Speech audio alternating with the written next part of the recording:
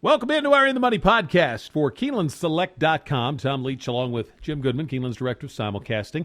Saratoga's starting up this weekend, so we've got Saratoga and Del Mar both going, and we'll take a look at stakes races from both of those tracks as well as Monmouth on this edition of the podcast. But we should, right off the top, Jim, remind folks that simulcasting has switched from Keeneland to the Red Mile in the heart of downtown Lexington, and it's a great setup. I was by there earlier this week, and you guys are up and running there now. We are. We've been there for a little over a week now, and got a few growing pains, but the inside of the facility is great. It's you can't miss the TVs. We got a couple rooms that you can see as many as 20 signals from your seat.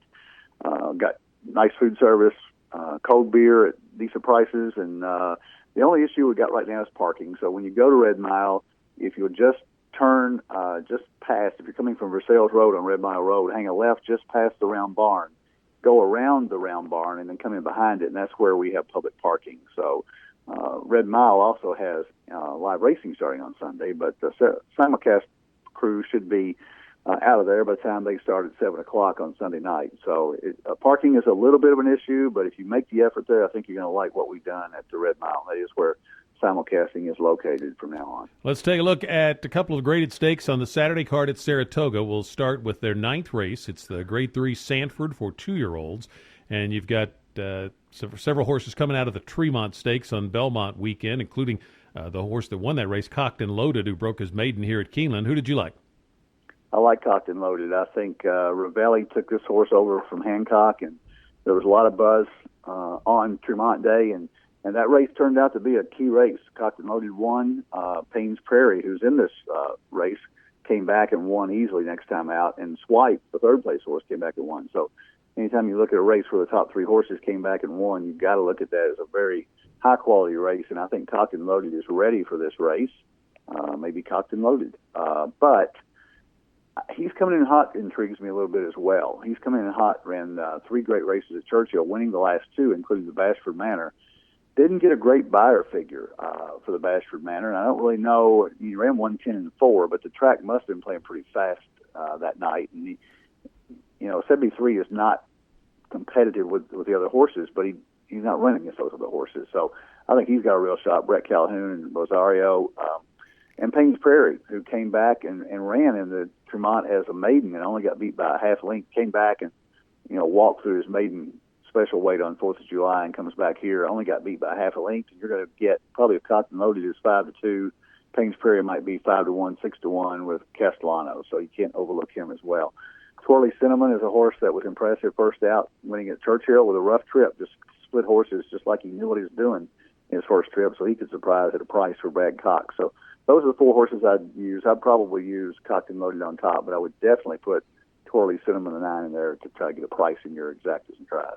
I am looking for a price here, and there are 2 horses that I like, and for my Weekend Warrior blog, I just suggested betting both of them to win because I think they'll be a good price.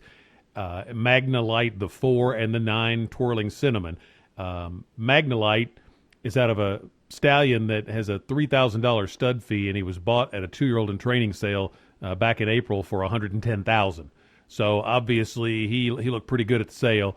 Easy winner of his debut. The horse that he dueled with for the lead for most of the race and that faded badly came back and nearly won.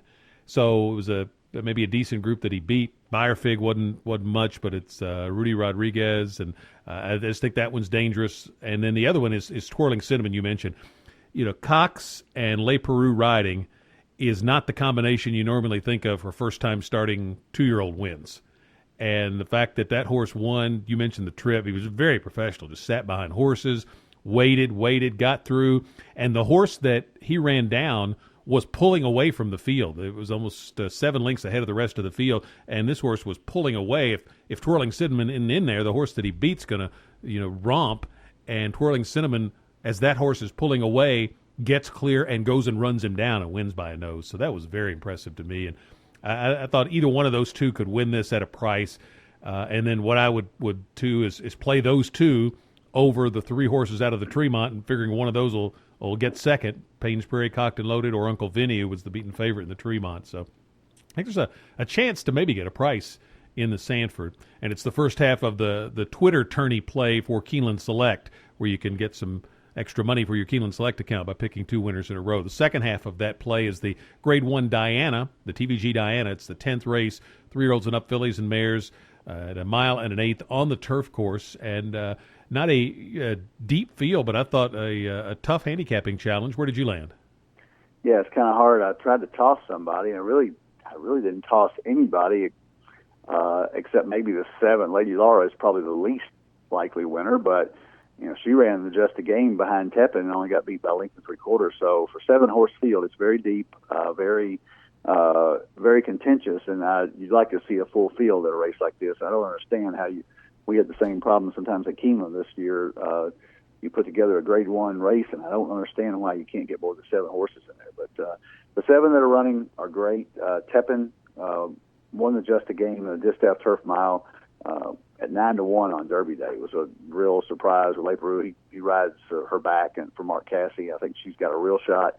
Stephanie's Kitten was part of the entry at 1-5 in the New York, and she had the rabbit in there, but she didn't fire as well as she normally does. So the rabbit actually beat her. The entry finished 2nd and 4th, saved some bridge jumpers. But she's obviously got a good shot. Waltzing Matilda won that race, and I don't know at 22-1 first North American start. Does she get better? If she gets better, she's probably gonna be contentious here. And my Miss Sophia is a classy filly from Mott. I can make a case for a lot of them, so hard not to like. Exit's a Grade 1 gamely at Santa Anita, so I can make a case for 5 out of 7. So on my pick 4, I am going to use probably all in here. I never try to use all except one. That'll jump up and bite you sometimes. And I will. This is the next to last leg of the pick 4. And I do like Ruble, the 6, as a single in the last leg of the pick 4. So you can go deep here. Corey Lannery for Brandon Walsh, and Ruble looks good to me in the last leg, the 11th race. I'm going to take Stephanie's Kitten in here. Number one, she loves Saratoga. She's 1-1-1 in 4 starts, but the second and the third, she was just narrowly beaten. So, I mean, with just about a head bob, she could be 3 out of 4 at Saratoga. And you mentioned the trip last time in the New York Stakes. The Ramseys put a rabbit in there, and the rabbit tried to slow down the pace. And so they got a different jockey on the rabbit, not surprisingly. Well, that's a shock. Yeah. So I think the rabbit will do her job this time and help set it up for Stephanie's Kitten. And I think that might compromise some of the other speed in here. So I think Lady Lara and Hard Not to Like are 2 horses I think they'll be coming from off of it a little bit that I'm going to use with Stephanie's Kitten. I like the workout pattern for Chad Brown as well on Stephanie's Kitten. So Stephanie's Kitten for me to win the Grade 1 Diana. Del Mar's 8th race is the Grade 2 San Diego. It features Bayern's return, 3-year-olds and up, going 1 mile and a 16th. I tried to pick against Bayern, and just looking at the workouts, it just looks like a Baffert horse that he's got this one right finally. He's, I'm sure, been frustrated by Bayern's 2 races, but hadn't run since Belmont weekend, and just burning up the track. And I'm going to take a shot that Bayern runs his race, and if he does, he's got a class edge on these. I started to go Catch a Flight, who got beat at 1 mile and a quarter in the Grade 1 last time. I think could certainly bounce back and win this for Mandela. That's the other one I like. I'm not I'll use Opportunity in exactas, but his buyer was just so in almost winning last time. So Bayern for me, I'll use him in exactas with Catch a Flight, Majestic City, and Opportunity. How about you? Yeah, I think this race sets up for Bayern because I don't think anybody runs with him. If I had another speed horse in here, I like the chances of the 2 that you mentioned, Opportunity and Catch a Flight, because they both need a pace to run at. Stevens does ride back on Catch a Flight. Opportunity looked great at Churchill, and I actually played him in the Gold Cup and got beat by just a slight nose. So I think he's got a real shot. But just like I bet against Bayern last time out, in the Metropolitan Mile, I didn't think he had a prayer there because there was so much speed in there. It set up for Honor Code and Toneless. It's the reverse today, and he's back on the West Coast. You don't know how he's going to take to the brand new dirt course at Del Mar, but he does have a significant class edge on these. So I'm going to go with him, but I'm going to use the 2 horses that you liked behind him in the trifectas. Probably hard to make any money on this race. If Appealing Tail, though, does go out with Bayern, he could set it up for opportunity. So if you watch the race, do you think that's going to happen? You might play it closer. Our final race to look at is from Monmouth Park, Grade 3 Jersey Shore for 3-year-olds at 6 furlongs. It's their 11th race. And who'd you like in here? Well, how can I pick anybody but blame Jim? My wife talks about that all the time. Just blame Jim for everything. So, really, if he was named something else, I'd still pick him. I think blame Jim is the class of this race, and I love the Bayern progression. He ran 83 in the Chick Lang and on Preakness Day and didn't run that great, but he comes back and runs an optional claimer at Belmont and almost wins it, got beat by Noble Cornerstone, and looks like to me that he's a standout in here. I don't see anybody that actually challenges him with a possible exception of Bluegrass Singer. And he's not the horse that he was earlier this year, and I think it's got something to do with number of starts. This is his 9th start of 2015, so he's kind of hit a wall, and they're trying to find a spot for him where he can get back in his winning ways. If he recovers and goes back, he ran in the Holy Bull behind Upstart, and he was 2 for 2 before that at Gulfstream, and they're looking for a spot for him, but I just don't think he's back in shape. I think he might need a rest. The other horse is Hebronville, ships from Ellis, and they get overlooked because of that, but sometimes those horses that ship from Ellis Park do well, and if you go back to his spring form at Oaklawn, he ran okay in a couple of stakes races at Oaklawn. So Hebronville would be my choice as a price behind Blame Jim, but I'm going to take Blame Jim on top. I'm going to try to beat him with Joe Franklin, and only because Jacobson claims this horse, and we've seen him move horses way up, and the horse does have a win over the track. Has won before, I think won last fall here at Keeneland. So I remember him from that. But just off the Jacobson claim angle, he's almost 30% on that angle.